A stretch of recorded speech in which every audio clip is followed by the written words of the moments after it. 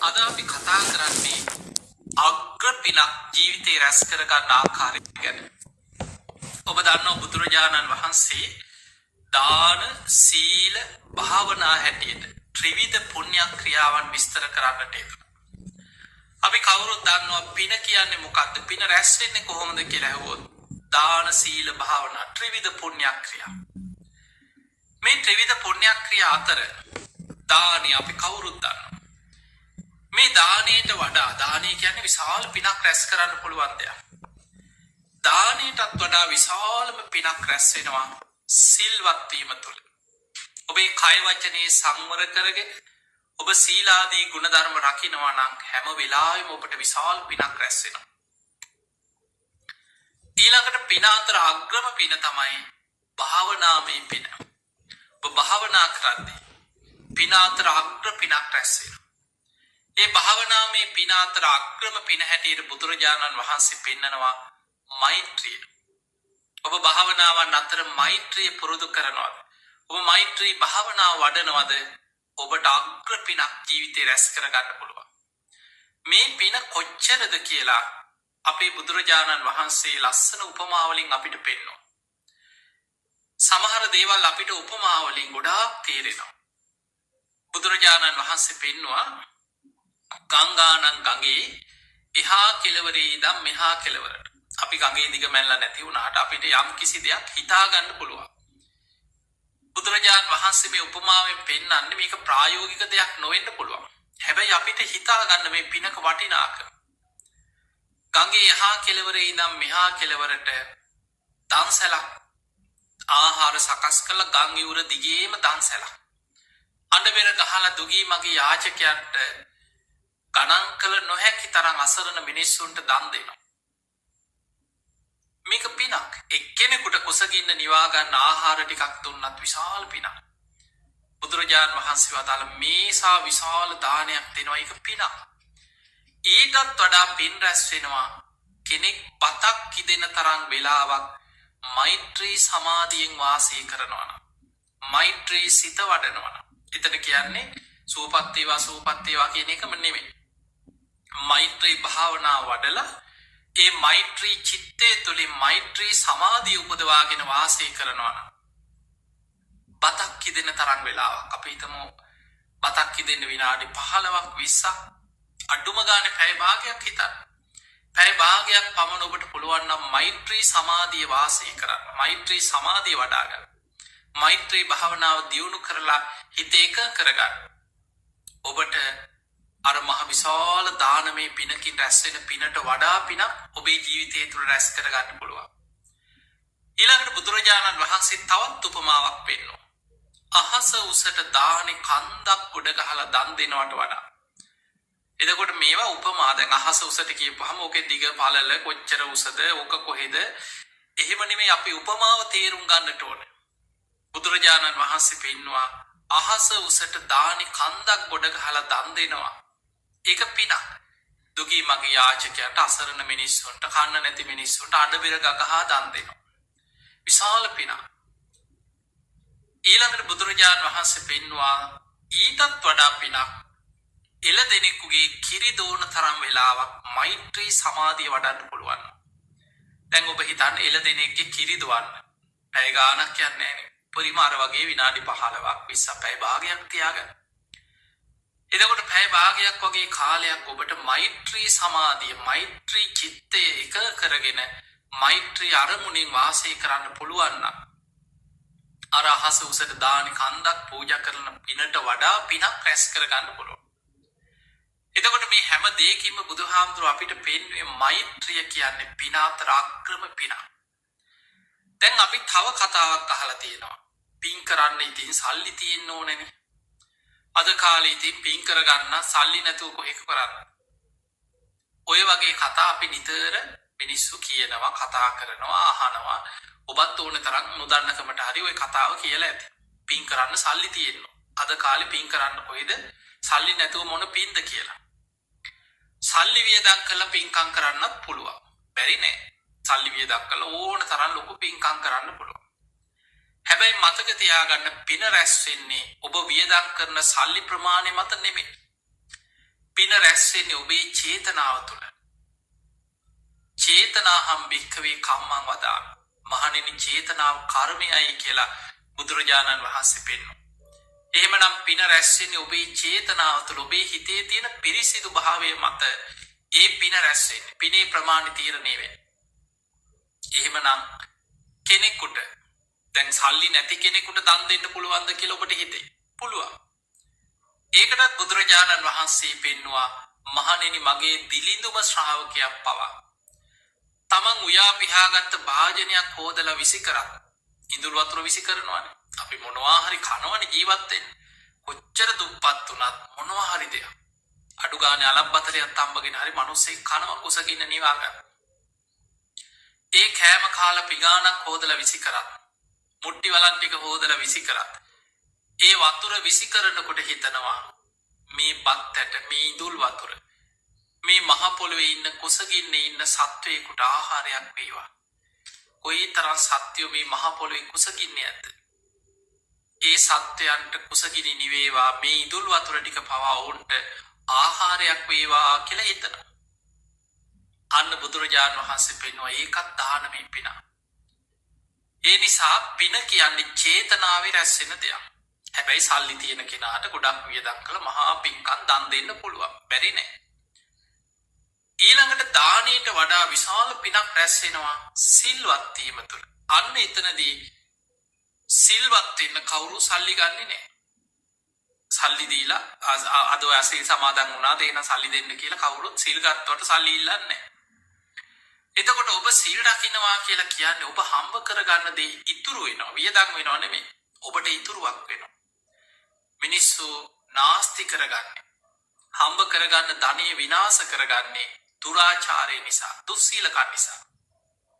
හොඳට බලන්න.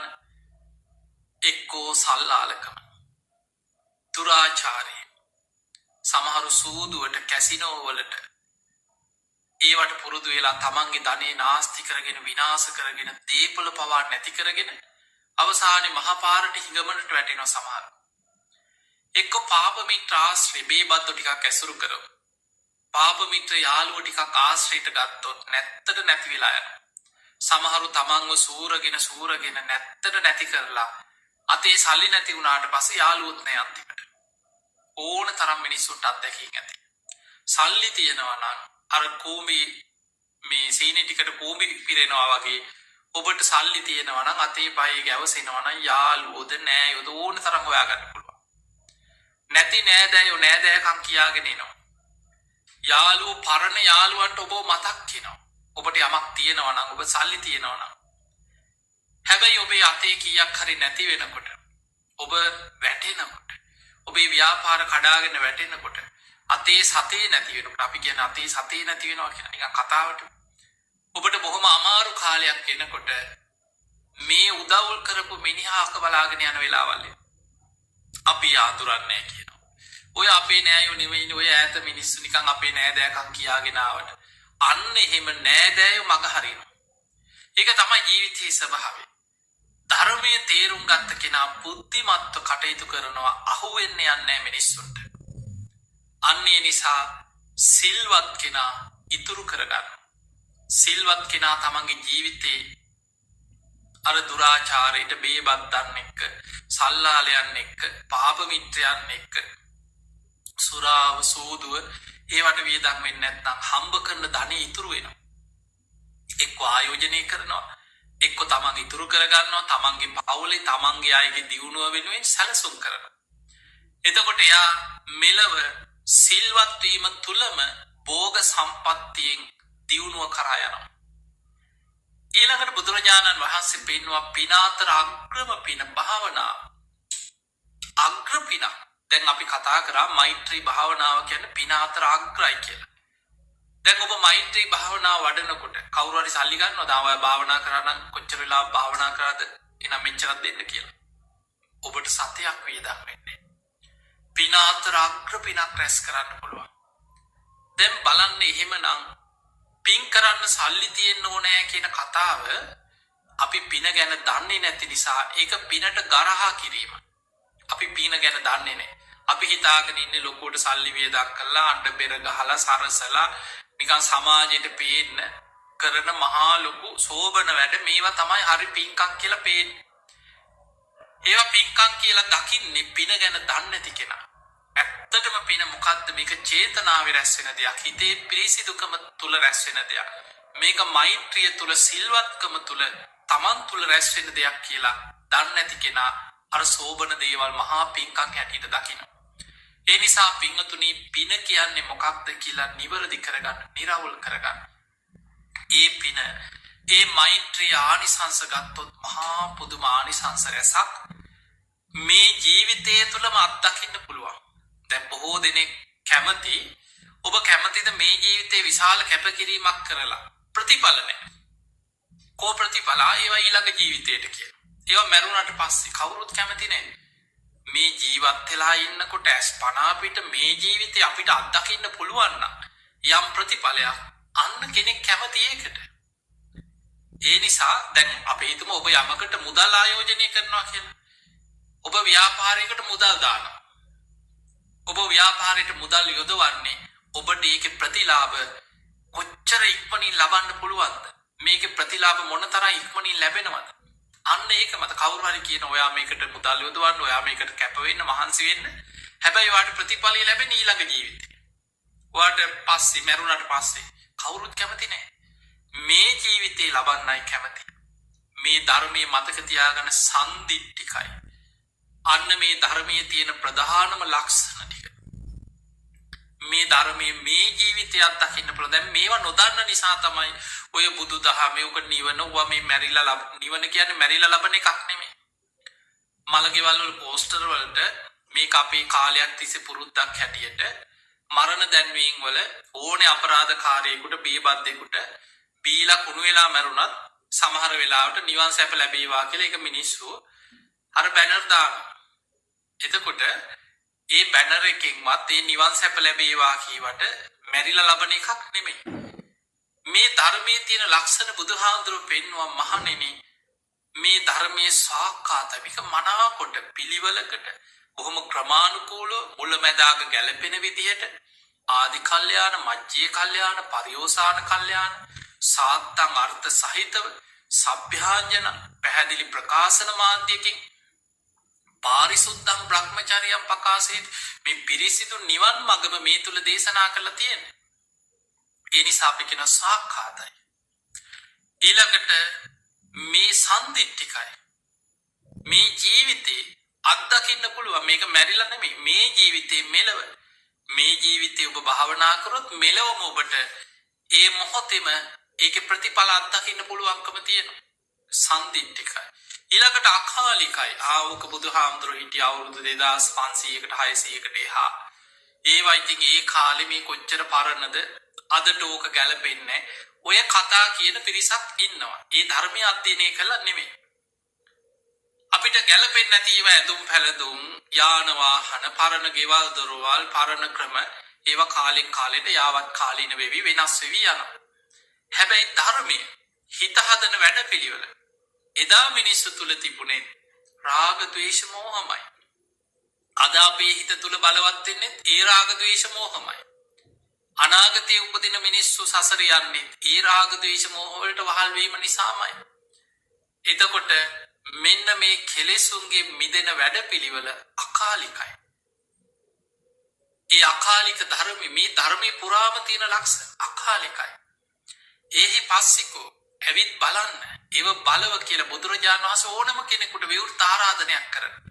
මේක පිටේ ඉඳන් ඕක හරියන්නේ නැහැ කියන එක නෙමෙයි. ඕන කෙනෙකුට ධර්මයට ඇතුල් වෙලා මේ ධර්ම මාර්ගේ ගමන් කරලා බලන්න පුළුවන්. ප්‍රතිඵල ලැබෙන හැටි අත්දකින්න පුළුවන්. ඇවිත් බලන්න. කොහොමද දකින්නේ? ඕපනයිකෝ තමා තුලින් දකින්න. මේක තමා තුලින් අවබෝධ කරගන්නේ. තමා තුලින් දකින්න. ඕපනයිකෝ පච්චත්තං වේදිතප්පෝ විඤ්ඤෝහි ප්‍රඥාවන්ත කෙනා තම තම නැන පමණින් මේක අවබෝධ කරගන්න. මේක හැමෝටම එක විදිහට වැටහෙන්නේ නැහැ. ඒකට හේතුව අපේ සංසාර පුරුදු, අපේ නුවණ, අපේ ප්‍රඥාව ඒව ප්‍රමාණ. දැන් අපි ලෝකෙ දිහා ගත්තාම හැමෝටම එකම විදිහේ මතක ශක්තියක්, එකම විදිහේ නුවණක්, එකම විදිහේ වටහා ගැනීමක් නැහැ. කෙනෙක් ඉන්නවා බොහෝම දක්ෂයි. යමක් ෂණයෙන් වටහා ගන්න. කියපු ගමන් තේරෙනවා. තව කෙනෙක් ඉන්නවා යාට එහෙම තේරුම් යන්නේ නැහැ. එයා ඒක හොඳට අධ්‍යයනය කරලා තව පොත්පත් බලලා කීප සැරයක් අහලා බොහොම අමාරුවෙන් එයා ඒ දැනුම ඇති කරගන්න. තව කෙනෙක් ඉන්නවා එයාට කොච්චර කීවත් තේරෙන්නේ නැහැ. එයාට කාලයක් යනවා. සමහරලාට ගුරුවරු කීප දෙනෙක් යොදවලා ගෙවල් වලට ගුරුවරු ගෙන්නනවා, පන්ති යනවා. ඔහොම ගොඩාක් උත්සාහරන් තමයි යමක් තේරුම් ගන්න. සමහරව ඉන්නවා කොච්චර කිව්වත් තේරෙන්නෙම නැහැ. හිත පිහිටන්නෙම නැහැ. ඉගෙන ගන්න හිතෙන්නෙම නැහැ. මතකේ කල්පනාවේ රැඳෙන්නෙම නැහැ. එතකොට එක එක්කෙනාගේ නුවණේ ප්‍රමාණය වෙනස්කම් තියෙනවා. ඒ නිසා නුවණ තියෙන කෙනා පච්චත්තං වේදිතබ්බෝ විඤ්ඤෝහි ප්‍රඥාවන්ත කෙනා තම තම නැන පමණින් මේ ධර්මය අවබෝධ කරනවා. තම තමන්ගේ නුවණේ ප්‍රමාණයට වීරියවන්ත කෙනා රහත් වෙනවා. ඊට ටිකක් වීරිය අඩු නුවණ අඩු කෙනා අනාගාමී ඵලයටපත්. ඊට ටිකක් අඩු කෙනා සකදාගාමී. ඊට ටිකක් අඩු කෙනා සෝවාන් වෙනවා. සෝවාන්වත් වෙන්න බැරි නම් මේ ජීවිතේ බුදුහාඳුරු පෙන්වුවේ එහෙම අය. ධර්මයේ තියෙනවා මේ ජීවිතේ ධර්මය අවබෝධ කරගන්නම බැරි අයත් ඉන්නවා. ඒ අය ගැන ධර්මයේ විස්තර කරන දුප්පඤ්ඤෝදී ඒ අය උපදිනකොටම දුෂ්ප්‍රඥයි. නුවණ අඩු අය. ජලෝ ඒලමෝගෝ කෙලතුළු කෙල පෙරාගත්ත කල්පනාවක් නැති කියන දේ තේරුම් ගන්න බැරි අය ලෝකේ ඉන්නවා. ඒ අයට මේ ධර්මය අවබෝධ කරගන්න අමාරුයි. එතනින් මෙහා බුද්ධිය තියෙන නුවණ තියෙන සිහිය තියෙන කියන දේ තේරුම් ගන්න පුළුවන්. ඊට අනුකූලව වීරිය යොදවන්න පුළුවන්. යෝනිසෝ මනසිකාරය යෙදෙන්න පුළුවන්.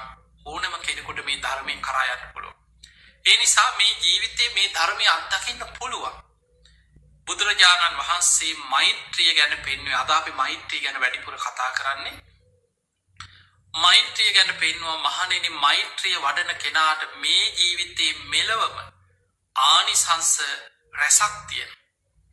ඔබ අහලා ඇති ඔබට බලන්න පුළුවන් පිරිවානා පොත් වහන්සේ අපි කියන පිරිත් පොත. මෙන්න මේ පිරිත් පොත පෙරලලා බලන්න මෙත්තා නිසංස සූත්‍රය. මෛත්‍රී වඩන කෙනෙකුට ලැබෙන ආනිසංස ඇතුළත් දේශනාව. ඒකේ ආනිසංස 11ක් තියෙනවා. මෙත්තා නිසංස සූත්‍රය මෛත්‍රී වඩන කෙනාට ලැබෙන ආනිසංස 11ක් තියෙනවා.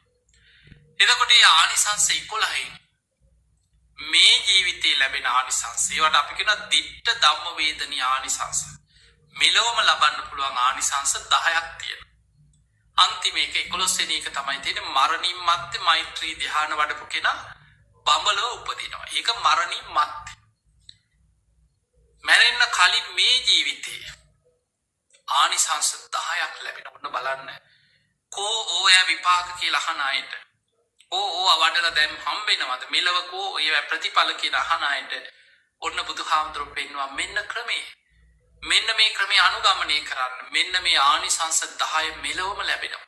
එකක් තියෙනවා මරණින් මත්තේ පරලොවට. ඒ නිසා මේ ධර්මයේ ප්‍රතිඵල වැඩිපුරම ලැබෙන්නේ මෙලවදී. අපි එකින් එක තේරුම් ගන්න උත්සාහයක් ගමු මේ මෛත්‍රී වඩන කෙනාට.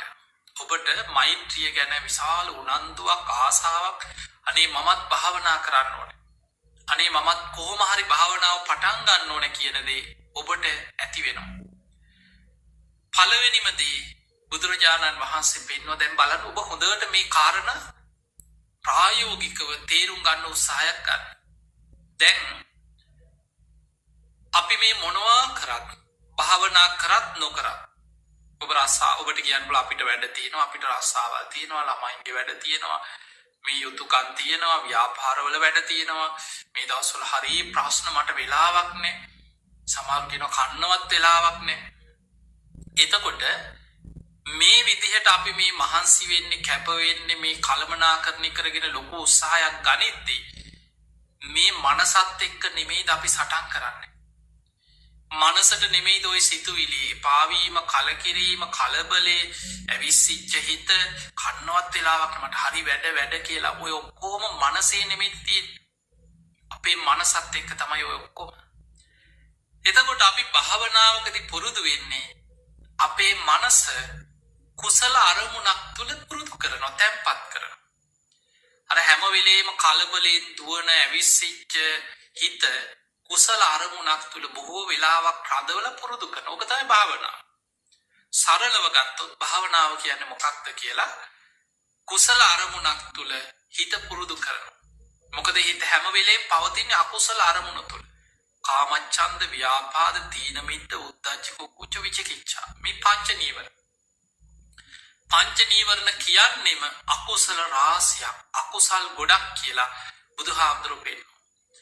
එතකොට යම්කිසි කෙනෙක් කුසල අරමුණක් අපි මෛත්‍රියම ගමු. කෙනෙක් හැම වෙලාවෙම තමන්ගේ හිත පුරුදු කරනවා මම වගේ. මොකද මෛත්‍රී වඩන කෙනා ඉස්සල්ලා තමන්ට මෛත්‍රී වඩලා තමා උපමා කරගෙන තමයි අන් අය ගැන මෛත්‍රිය පතුරවන්නේ. අත්තානං උපමං කත්වා. තමා උපමා කරගෙන හිතනවා මම වගේම මේ හැම දෙනා එක්ක මගේ නිවසේ ඉන්න මේ අය හැමෝම නිදුක් වෙත්වා, නිරෝගී වෙත්වා, සුවපත් වෙත්වා, වෛර නැත්තෝ වෙත්වා, තරහ නැත්තෝ වෙත්වා, ඉරිසියා නැත්තෝ වෙත්වා, දුක් පීඩා නැත්තෝ වෙත්වා, සුවපත් වෙත්වා, සාන්ත සුවයට පත් වෙත්වා, සුවපත් වෙත්වා. දැන් ඔය සිතුවිල්ල හිතනකොට නිකන් හිතටම ඔබ කල්පනා කරන්න මොනතරම් සහනයක්, සැනසීමක් තියනවද කියලා. ඊළඟට ඔබ හිතනවා මේ ගමේ මිනිස්සු, මේ ගමේ ඉන්න මිනිස්සු විතරක් නෙමෙයි, ඇහැට පෙනෙන, නොපෙනෙන, දුර ළඟ, ගොරෝසු ශරීර ඇති, සියුම් ශරීර ඇති, අහසේ ඉන්න, පොළොවේ ඉන්න, ජලයේ ඉන්න, අපා දෙපා සිව්පා ඇති මේ හැම සතෙක් ගැන, හැම කෙනෙක්ම, හැම ප්‍රාණියෙක්ම නිදුක් වෙත්වා, නිරෝගී වෙත්වා, සුවපත් වෙත්වා, වෛර නැත්තෙක් වෙත්වා, තරහ නැත්තෝ වෙත්වා, ඉරිසියා නැත්තෝ වෙත්වා, සුවපත් වෙත්වා, සාන්ත සුවයට පත් වෙත්වා, නිදුක් වෙත්වා, නිරෝගී වෙත්වා, සුවපත් වෙත්වා. දැන් අපි අවංකව අපේ හිතෙන් මොහොම හිතනවා. ඊළඟට පලාත, නගරය, රට, ලෝකය ඔහොම මෛත්‍රී පතුරවලා අපි පුරුදු කරනවා මෛත්‍රී සිත වඩන්න. මේ තුල හිත සංසිඳෙනවා. බලාගෙන ඉන්න නැති හිත බුදුහාමුදුරුවෝ පෙන්නවා ඇවිස්සිච්ච හිත, ද්වේෂ හිත, ගැටෙන හිත ගින්දරකට කුකුල් පිහාටක් ඇල්ලුවා වගේ තමා තුළ ඇකිලිලා යටපත් වෙලා යනවා. එහෙනම් අපි තුල තියෙනවා නිකන් කේන්ති යන ඇවිස්සෙන හැම වෙලාවෙම නිකන් කලබල වෙච්ච හිතක්. ඒ හිත එහෙමම තමා තුළ ඇකිලිලා සංසිඳෙනවා. මෛත්‍රිය කියන්නේ විශාල හිත සැම්පත් වෙන දෙයක්. දැන් හිතන්න එහෙම කෙනෙක් අර කලබල වෙච්ච කෙනෙක් නිදාගන්න ගියාමයි දවසේම වැඩ කරලා උදේ ඉඳන් වැඩ කන්නත් වෙලාවක් නැහැ වැඩ. ඊළඟට ගෙවල් වල ආවට පස්සේ එතන ප්‍රශ්න, ගෙදර ප්‍රශ්න, දරුවන්ගේ ප්‍රශ්න, ගෙවල් වල තියෙන කරදර, ඊළඟට ගමේ ප්‍රශ්න, නෑයන්ගේ ප්‍රශ්න, ඔය ඔක්කොම කුණු ගොඩවල් හිතලා බැනලා රණ්ඩු වෙලා නිදා ගන්න ඇඳට ගියාට පස්සේ බොහෝ දිනෙකට පැය ගණන් නිින්ද යන්නේ නැහැ. සමහරු ඇඳට ගියාට පස්සේ කල්පනා කරනවා අර වම්මික කියලා සූත්‍රයක් තියෙන මජ්ක්‍ධිම නිකායේ. ඒකේ බුදුහාඳුරු පෙන්නනවා රැට දුම දානවා, දවල්ට ගිනි ගන්නවා කියන. මේ උපමාවෙන් කියන්නේ මිනිස්සු දවල් තිස්සේ වැඩ කරනවා, කලබලෙන් දුවලා රෑ තිස්සේ සැලසුම් කරනවා. හෙට මොකද්ද කරන්නේ? අම්මෝ මේකෙන් බේරෙන්න හෙට මොකද්ද කරන්නේ? හෙට මොකද්ද කරන්නේ? රෑ තිස්සේ දුම දානවා, දවල්ට ගිනි ගන්නවා. ඕක තමයි ජීවිතේ. ඔබ හොඳට කල්පනා කරලා බලන්න. හැබැයි ඔබ මෛත්‍රිය පුරුදු කරනවා නම් බුදුහාමුදුරු පෙන්නවා සුඛං සූපති. ඔන්න පළවෙනිම දේ. සැපසේ නින්දකට වැටෙන. දැන් ඔබ හිතන්න මොනවා තිබුණා නින්ද යන්නේ නැත්නම් වැඩක් තියනවද? ඔබට මොන තරම් මොද යාන වාහන තියෙනවා. හතරං ගාපු ගෙයක් තියනවා කියලා හිතන්න නිකන් රජකාරී වගේ මාලිගාවක්. මොනතරම් ලෝකේ වටිනාම යහනාවල් ඇඳන් වටිනාම මෙට්ට හොඳ සුපෝකභෝගී ඉහළම තාක්ෂණින් යුක්ත කාමර තීන්ත හොයලා ගානවා හිත සංසිඳෙන තීන්ත පාට වර්ග මේ ජනෙල් වල පාට දොර රෙදි වල පාට මේ මොනවා තෝරලා කොහොම නිදා ගන්න උත්සාහ කරත් නිදා ගන්න ගිය වෙලේ ඉඳන් කල්පනා වෙන්නේ ප්‍රශ්න. හිතට දුක එනවා, තරහ යනවා, කේන්ති යනවා, තරහකාරයෝ මතක් වෙනවා, Tamanට තියෙන ප්‍රශ්න හිතට වද දෙනවා. සැප නින්දක් නැහැ. මෙලව මිනිස්සු ගොඩාක් නිදා ගන්න විදිහක් නැතුව කොච්චර මිනිස්සු පීඩා විඳිනවද බලන්න. ප්‍රශ්න වැඩි වුණාට පස්සේ නිදිපෙති හොයනවා. ඊට පස්සේ සමහරලා වෛද්‍යවරු හම්බෙන්න යනවා උපදෙස් ගන්න නිින්දයක් නැහැ. ඊළඟට සමහර වෙලාවට නොයේ සමහර බොන්න පටන් ගන්නවා බේබදුකමට පටන් ගන්න නිින්ද යන්නේ නැති නිසා බීලා ඇඳට වැටෙනවා ඔය නිින්දයයි කියලා. අසිහියෙන් නිදා ගන්න. නිින්ද යන්නේ නැති නිසාම රැය තිස්සේ බොන්න පටන් ගන්න. එතකොට මිනිස්සු ඔය වගේ ගොඩාක් වැරදි දේවල් වලට පෙළඹෙනවා නිින්ද නැති නිසා. පින්වතුනි බුදුහාඳුරු පෙන්වා සරලම දේ මෛත්‍රිය වඩන්න. මෛත්‍රී සිත පුරුදු කරන්න. උදේ පාන්දර පුළුවන් නම් ටික වෙලාවක් දවසේ වැඩ පටන් ගන්න කලින් විනාඩි 15ක් 20ක් හරි නැගිට්ටට පස්සේ අපි දවසේ වැඩ වෙදාගෙන තියනවා. උදේ නැගිට්ටා මූණ කට හේදුවා, ඊළඟට වැසිකිලි කැසිකිලි කරා, ඊළඟට සමහර වෙලාවට කෑම ගත්තා, ඇඳුම් මැද්දා. ඔය කටයුතු අතරේ විනාඩි 15ක් තියාගෙන උදේ නැගිටලා මූණ කට හොදලා බුදුන් ඇඳලා විනාඩි 15ක් මෛත්‍රී භාවනාව කරනවා. හවස නිදා ගන්න කලින් බොහෝ ගෙවල් වල පුරුද්දක් තියෙනවා මේ බණ අහන්න නැති ධර්මයක් නැති මිනිස්සු නෙමෙයි. ධර්මයේ හැසිරෙන පින්පව් විශ්වාස කරන කර්මඵල විශ්වාස කරන බොහෝ අය හවසට බුදුන් අදින නිදා ගන්න කලින් බුදුන් ඇඳලා නිදා ගන්න. ඒක ජීවිතේ පුරුද්දක්. ඒ ගාථා ටිකක් කියලා ඔය පාලියෙන් පොතක් බලාගෙන ගාථා කියලා නිදා ගන්න එකේ ඊට වඩා හොඳයි ඔබට පුළුවන් නම් බුදු පහන තියලා මල් පහන් පූජා කරලා කෙටියෙන් බුදුන් ඇඳලා භාවනා කරන්න ටික වෙලාවක්. බුදුරජාණන් වහන්සේ අගය කරේ දැන් බලන්න බුදුහාඳුරු පිරිනිවන් පාන සූදානම් වෙන වෙලාවේ දෙවියන් අහසේ ඉඳන් මදාරා මල් ඉසිනවා. අකලට සල් මල් පිපිලා අතු බුදුහාඳුරු දෙසට නැමිලා මල් කඩා හැලෙනවා. දැන් මේ ආමිස පූජා ඉහළින් මහසින් මදාරා මල් වැටෙනවා, ගස්වල මල් පිපිලා බුදුහාඳුරු දෙසට මල් කඩා හැලෙනවා. බුදුහාඳුරු පිරිනිවන් පාන්න පෙර කියනවා ආනන්ද මේවා පූජාවල් තමයි. හැබැයි බුදු කෙනෙක් වෙනුවෙන් කරන නියම පූජාව බුදුරජාණන් වහන්සේ වදාළ ධර්මය අවබෝධ කරන්න මහන්සි ගැනීමයි ප්‍රතිපක්ති පූජා. ඒ නිසා ඔබ ආමිසේ මුළු ගේම මල්වලින් සරසලා සුවඳ දුම් අල්ලගෙන පහන් පත්තු කරගෙන ගේ වටේ පහන් පත්තු කරත් ඒක පිනක් නැත්තේ නෑ. ඒක පිනක්. හැබැයි ඔබට පුළුවන් නම් ටික වෙලාවක් බුදුහාඳුරු දේශනා කරපු ධර්මයේ තුල හිත පුරුදු කරන්න. භාවනා කරන්න. අන්න ඔබ බුදුරජාණන් වහන්සේගේ අනුශාසනාව තුලම පිහිටපු කෙනෙක් බවට පත් වෙනවා. බුදුහාඳුරු පිරිනිවන් පාන වෙලාවෙත් අගය කරේ ඒක.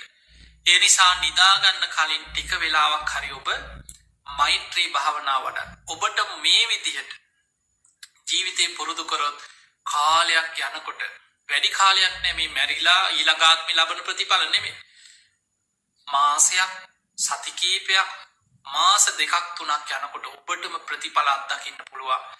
සැපසේ නිින්ද යනවා. නිදාගන්න ගිහිල්ලා අර මෛත්‍රී අරමුණ සිහි කරලා හිත මෛත්‍රිය වඩනකොටම සාන්ත නිින්දකට වැටෙනවා. පින්වතුනි මොනවා තිබුණත් වැඩක් තියනවද නිින්ද යන්නේ නැත්නම්? මිනිස්සුගේ ජීවිතේ අපේ ජීවිතේ දවසේ පැය 24න් සමහරු පැය 7ක්, සමහරු පැය 6ක්, සමහරු පැය 8ක්. එතකොට කොහොම හරි දවසේ 3න් එකක් විතර ගත්තොත් මිනිස්සු නිදා ගන්න. අවුරුදු සාමාන්‍ය උපරිම ගත්තොත් අවුරුදු අපි හිතමු මේ අවුරුදු 60ක් විතර ජීවත් වෙන කෙනෙක් කියලා. අවුරුදු 20ක් විතර මුළු ජීවිතේ නිදාගෙන තියෙනවා. ඒ නිසා සැපසේ නිින්දක් ලබන්නත් ඒකට මෛත්‍රිය කියන එක අවශ්‍යයි. ඒක පිනක ප්‍රතිඵලයක්. සැප නිින්ද බලන්න සමහරු නිින්දෙන් බය වෙනවා, කෑ ගහනවා, රෑ තිස්සේ හැරගෙන ඇඳේ වාඩි වෙලා සමහරු හීනෙන් ඇවිදිනවා, බිල්ලමිරි කන්න එනවා කියනවා, කකුලෙන් අදිනවා කියනවා, තරහකාරයෝ පේනවා කියනවා, තමන් මරනවා පේනවා කියනවා. කොච්චර මිනිස්සු නිදාගන්න ගිහිල්ලා බය වෙනවද, තැති ගන්නවද?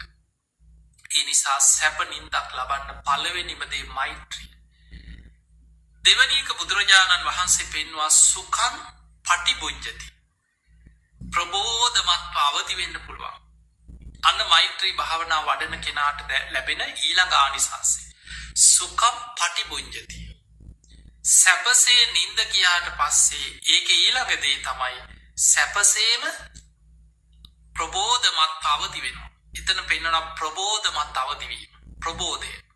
ඒ කියන්නේ උදේ නැගිටපු ගමන් දැන් සමහරු ඔබම හොඳට හිතන්න දැන් සමහරු නිදාග අර නිින්ද යන්නේ නැති ප්‍රශ්නේ නිසා සමහරු බොන්න පෙළඹෙනවා බේබදුකමට. රෑට නිදාගන්න ගිහිල්ලා ටිකක් බීලා නිින්දට යනවා.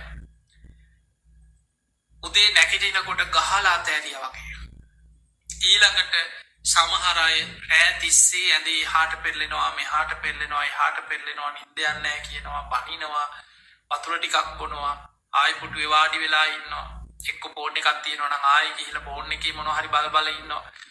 කොහොම ඉඳලා කීයට හරි පාන්දර 2ට 3ට හරි නිදාගත්තා කියලා හිතන්න. උදේ නැගිටිනකොට ප්‍රබෝධමත් නැහැ. මුළු ඇඟපතම රිදෙනවා. අතපය රිදෙනවා. කලන්තේ වගේ සමහර වෙලාවට නැගිට ගන්න බෑ. ටික වෙලාවක් යනවා නැගිටලා වාඩි වෙලා වතුර ටිකක් බීලා උණු වතුර ටිකක් බීලා ටිකක් අතපය හොදගෙන සමහරට පැයක් විතර යනවා චුට්ටක් ඇඟට පණ ගහලා එන්න. එහෙනම් අපිට පේනවා සැප නින්දක් නැත්නම් ප්‍රබෝධමත් අවදිවීමක් ලබන්නත් බෑ. පහවදා දවසම මිනිස්සු කියනවා අම්මෝ අද දවසම නිකන් ඇඟපත රිදෙනවා අතපය රිදෙනවා හරියට නිින්ද ගියේ නෑ අද දවසේම වැඩක් කරගන්න විදිහක් නෑ. ඒකට හේතුව මෛත්‍රී සහගත හිතක් නැතිකම. මෛත්‍රිය පුරුදු කරලා නිින්දට ගිය කෙනා සුඛම් පටිපුඤ්ජති. ඔන්න මෙලොව ලැබෙන දෙවනි ආනිසංසය ප්‍රබෝධමත්ව අවදි වෙනවා. උදේ නැගිටිනකොට ඇස් දෙක නිකන් පියාගෙන ඉඳලා ඇස් හැරියා වගේ. අතපය රිදෙන්නේ කොන්ද රිදෙන්නේ ධනිස් රිදෙන්නේ ඔළුව රිදෙන්නේ කැරකිල්ල එන්නේ ඔය මොකවත් නෑ. මුළු ඇඟටම ප්‍රබෝධයක් දැනෙනවා. එයා දවසේ වැඩ පටන් ගන්න බොහොම ප්‍රබෝධමත් මනසකින්. එයාට දවසම බොහොම ප්‍රබෝධමත්. එහෙමනම් ජීවිතේ වැදගත්ම ආනිසංස සැපසේ නින්දට යන එකයි ප්‍රබෝධමත් අවදි වෙන එකයි. මෛත්‍රිය වඩන්න. තුන්වෙනි ආනිසංසෙත් බුදුරජාණන් වහන්සේ පෙන්වුවේ මෛත්‍රිය නිසා නින්දෙදිම ලැබෙන දෙයක්. ඒ තමයි න පාපකං සුපිනම් පස්සති. පෞකාර හීන දකින්නේ. මේ හීන කියන දේවල් සාමාන්‍ය මිනිස්සු කියනවා සැප හීනයක්. ඒ කියන්නේ සාමාන්‍යයෙන් කියනවා හොඳ හීනයක් දකින්න ලැබෙන. සමහරු ඒ ප්‍රාර්ථනා කරන sweet dream කියලා. එතකොට ඒ වගේ සැප හීනේ හොඳ හීනයක් දකින්න ලැබෙන්න කියලා. හැබැයි මිනිස්සුන්ට අර හිතේ තරහව, කේන්තිය, ද්වේෂය මේවා වැඩි වෙලා නින්දට ගියාට පස්සේ හීනෙන් පේන්නේ තරහකාරය. එක්කෝ මොකෙක් හරි දැකලවත් නැති සත්තු කොටියෙක් පන්නනවා. අලි පන්නනවා තමන්ට. එතකොට ඕවා තමයි හීන පේන්නේ. එක්ක අලියෙක් පන්නනවා කොටියෙක් පන්නනවා සර්පෙක් පන්නනවා තමන්ගේ ගේ වටේ සර්පයෝ පිරීලා ඉන්නවා. එක්ක කවුරු හරි ඇවිල්ලා බෙල්ල මිරිකනවා තමන්ට ආයුධයකින් අනිනවා පොල්ලකින් ගහන ඕවා තමයි පේන්නේ. එක්ක හොල්මන් පේනවා ඇද වටේ යක්කු ඉන්නවා පේනවා. සමහරුන්ට මේ වගේ භයානක හීන නිතර හිතට වද දිදී පේනවා. ඒකට හේතුව මෛත්‍රියක් නැතිකම. අර දවල් තිස්සේ ගිනි ගන්නකොට රෑට දුම දානවා කියව එකයි. දවල් තිස්සේ ඔළුව කලබලේ. හැම වෙලාවෙම ප්‍රශ්න ඔළුව ගිනි අරගෙන තියෙන්නේ. රෑ නින්දට ගියාට පස්සේ ඒවා එක එක ස්වරූපෙන් තමන්ගේ මනසට විකෘති විදිහට බලපෑම් කරනවා. ඒ නිසා සැප නින්දක් ලබන්නත් ප්‍රබෝධමත් අවදි වෙන්නත් හීනෙන් බය වෙන්නේ නැතුව භයානක හීන දකින්න නැතුව සැපසේ ගැඹුරු නින්දක සුව නින්දක් ලබන්නත් ඔබ මෛත්‍රිය වඩන්න. දැන් බලන්න මෛත්‍රිය මෙලව මේ ඔක්කොම මෙලව ලැබෙන ආනිසංස. ඊළඟට බුදුහාඳුරු පෙන්නනවා මෛත්‍රී වඩන කෙනා ලස්සන වෙනවා කියලා. ගොඩාක් දෙනෙක් ආසයිනේ මේ ලස්සන වෙන්න. අද බලන්න වැඩිපුරම ගත්තොත් ඔය රූපලාවන්‍යාගාර වැඩිපුරම ගත්තොත් සාමාන්‍ය පිරිමින්ට වඩා මේ කාන්තාව තමයි වැඩිපුරම ඒවට ආස කරන්නේ.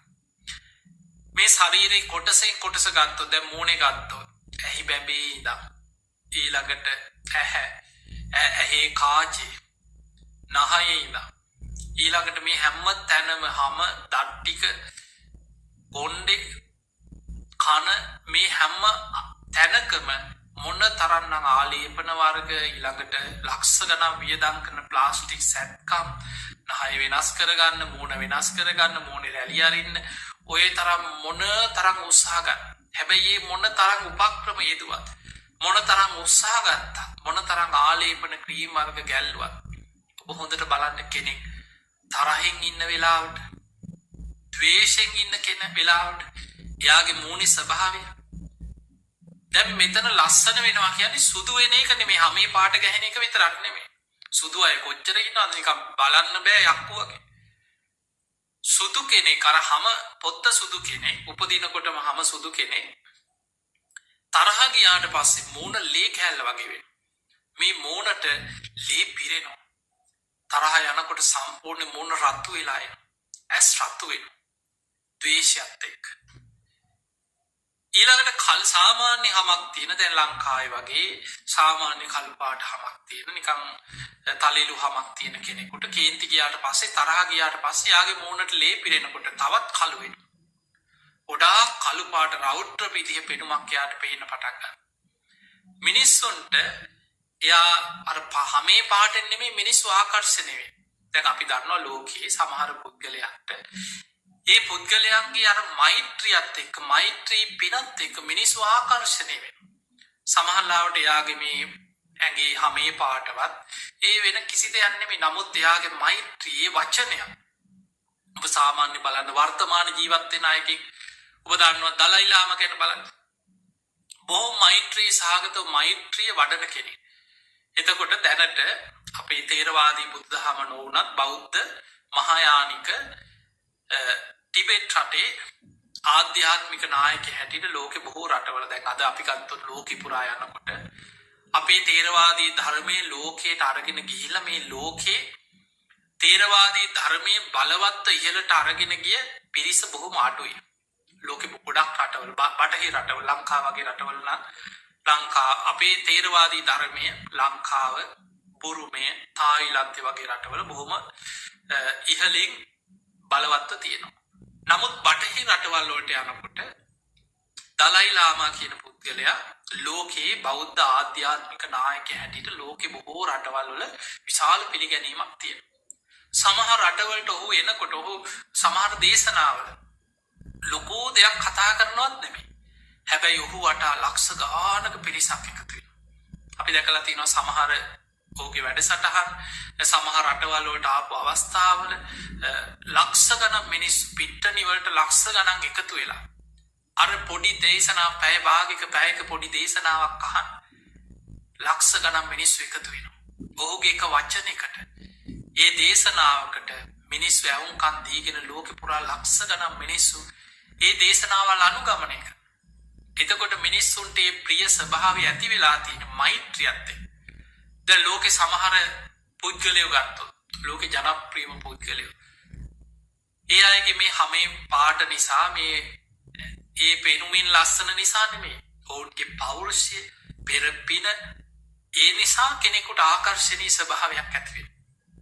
ඒ නිසා පින්වතුනි බුදුරජාණන් වහන්සේ පෙන්වන මෛත්‍රිය වඩන කෙනාගේ මූණේ එයාගේ ඇස් දෙකෙන් එයාගේ හිනාවෙන් එයාගේ ස්වරූපෙන් ඒ මෛත්‍රිය අන් අයට දැනෙනවා ඒක පැතිරෙනවා.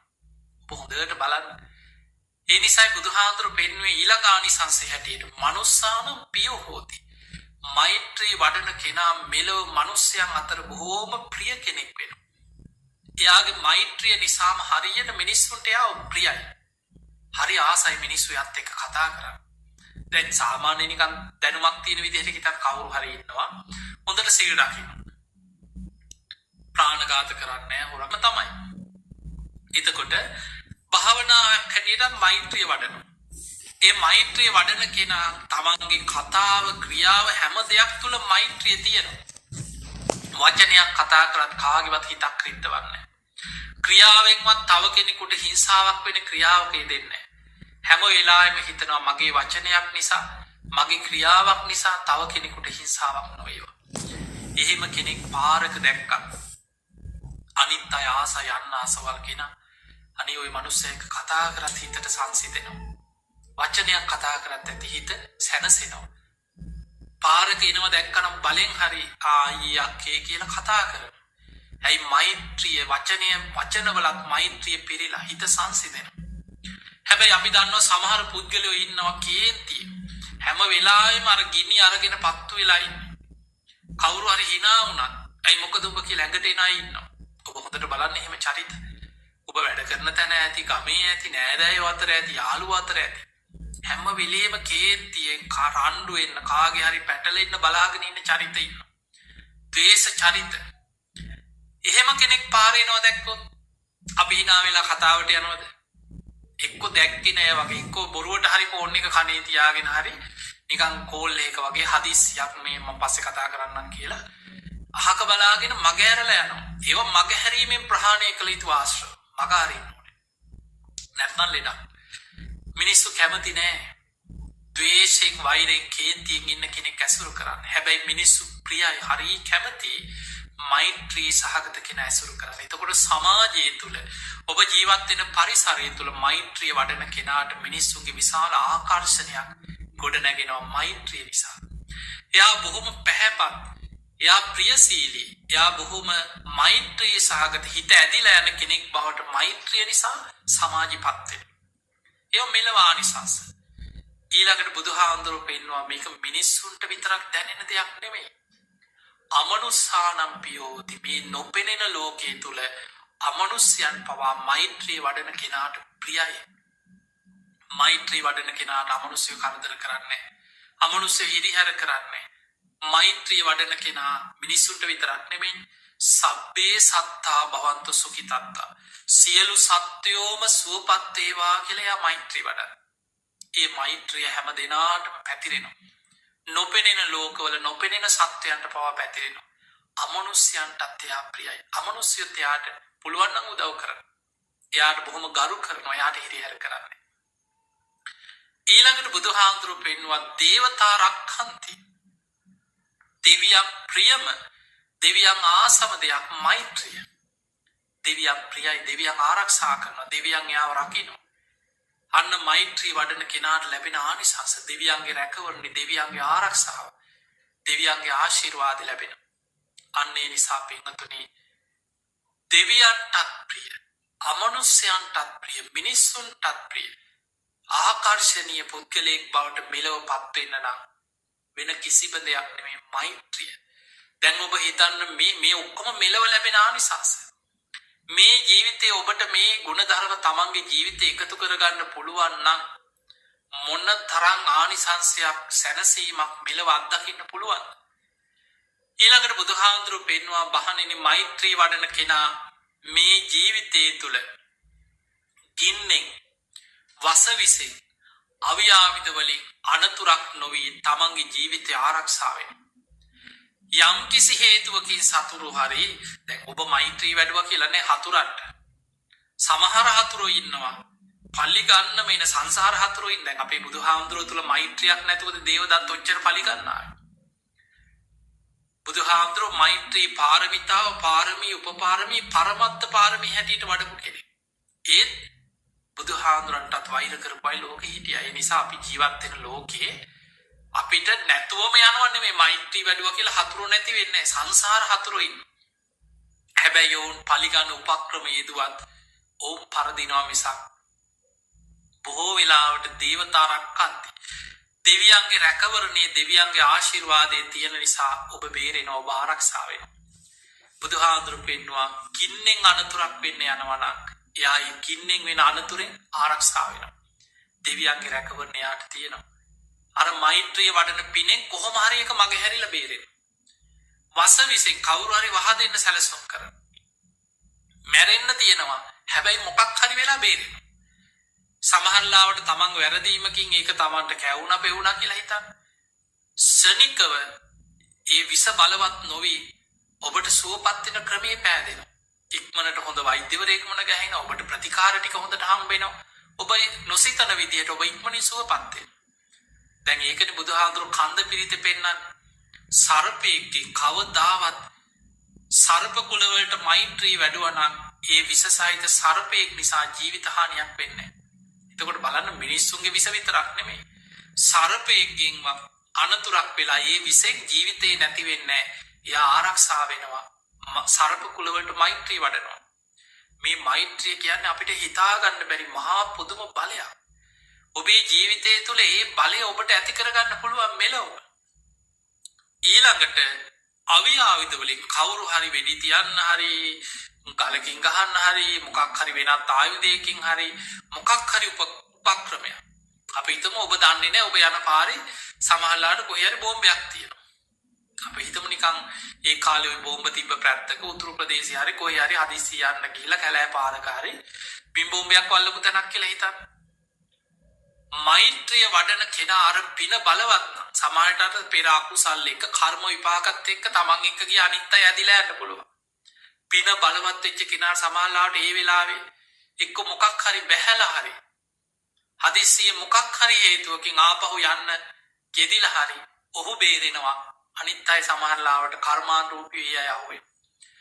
අපිට ගින්නෙන් අනතුරක් වෙන්න තිබ්බත් වසවිසයකින් අනතුරක් වෙන්න තිබ්බත් අව්‍යාවිදයකින් අනතුරක් වෙන්න තිබ්බත් මෛත්‍රිය වඩන කෙනා මෛත්‍රී ආනිසංසයෙන් රැකෙනවා කියලා බුදුහාඳුරු පෙන්වයි ආරක්ෂාවෙන්. දැන් බලන්න මෙලව මොනතරම් ආරක්ෂාවක්ද ජීවිතේ මෛත්‍රිය. ඊළඟට බුදුහාඳුරු පෙන්වුවා තුවටං චිත්තං සමාධියති. ඔන්න මෛත්‍රී වඩන කෙනාගේ හිත ඉක්මනින් එකඟ වෙනවා. ඇයියාගේ හිත කලබලේ නෑ, ඇවිස්සීලා නෑ, ද්වේෂය, තරහ, වෛරය ඒ ඔක්කොම සංසිඳිලා බොහොම තැම්පත් සාන්ත හිතක් නැහැ. ඉක්මනින් හිත සංසිඳෙනවා. තුවටං චිත්තං සමාධිය. ඊළඟට මෙලව තව වැදගත්ම දෙයක් මෛත්‍රිය කියන්නේ මහා පිනක්. ඒ පින නිසාම මරණාසන්න මොහොතේ සිහි මුලා වෙන්නේ නැහැ කියලා බුදුහාඳුරු පෙන්නනවා. අන්න මෛත්‍රී භාවනාව වඩන මෛත්‍රිය වඩන කෙනාගේ මෙලව බලවත් මානිසංසය. මෛත්‍රිය වඩන කෙනා මරණ මංචකේ සිහි මුලා වෙන්නේ ඒ පිනේ සිහිය රැකෙනවා, කුසලයේ තුල රැකෙනවා. කොච්චර වටිනවද කියලා බලන්න. අපි මේ මොනවා කරත් මරණ මංචකේ සමහරලාවට කේන්ති ගිහිල්ලා තරහ ගිහිල්ලා ඔළුව අවුල් වෙලා සිහි කල්පනාව නැතුව මැරෙන්න වුණොත් ඊළඟ උපත ගැන අපිට කොහේ යයිද කියලා විශ්වාස කරන්න බෑ. සතර අපායේ මහගෙදර කරගත්ත ගමනක් අපි යන්නේ. හැබැයි ඔබ මෛත්‍රිය වඩනවා නම්, ඔබ මෛත්‍රිය ප්‍රගුණ කරපු කාලයක් පුරුදු කරපු කෙනෙක් නම් ඒ පිනේ මරණ මංචකේ ඔබේ සිහිය රැකෙනවා. ඔබ සිහි මුලා වෙන්නේ නැහැ. ඔය ආනිසංස ඔක්කොම මෙලවට පරලවට එකක් තියෙනවා. බුදුහාඳුරු පෙන්වනවා මහණෙනි, එයා මරණින් මත්තේ මෛත්‍රී ධ්‍යාන වඩපු මෛත්‍රී සමාධිය වඩපු කෙනෙක් නම් එයා බ්‍රහ්ම තලවල ඒ සමාධියට අනුව බඹලව උපදිනවා කියලා බුදුහාඳුරු පෙන්නනවා. එතකොට බලන්න මේ ආනිසංස ඔක්කොම මෙලව ලබන්න පුළුවන් ආනිසංස. ඒ තමයි පින අතර අග්‍රම පින දියුණු කිරීමේ මෙලව ලැබෙන ආනිසංස. මෛත්‍රිය කියන්නේ පින අතර අග්‍රම පින. ඒ අග්‍ර පින ඔබේ ජීවිතය තුළ ඔබ රැස් කරගන්න. ඔබේ ජීවිතය තුළ ඔබ එකතු කරගන්න. මේ ආනිසංස ජීවිතේ ලබන්න උත්සාහ කරන්න. ඉතින් අපි ඔබ හැම දිනාටම ආශිර්වාද කරනවා. වටිනා මනුස්ස ජීවිතය තුළ ඉතා වටිනා ධර්මයක්, බුද්ධ ශාසනයක් මුණ ගැහුණා. ඔබේ ජීවිතය ඔබ අනිත් දේවල් වලට කැප වෙලා මහන්සි වෙනවා වගේ ඔබ වෙනුවෙන් ඔබේ ජීවිතේ රැකගන්න, ඔබේ ජීවිතය ආරක්ෂා කරගන්න මේ භයානක සසර ගමනින් මිදෙන්න ඔබ වීරිය ගත යුතුයි. මේ පින ආශිර්වාදයක් වේවා වේවා කියලා අපි ආශිර්වාද කරනවා.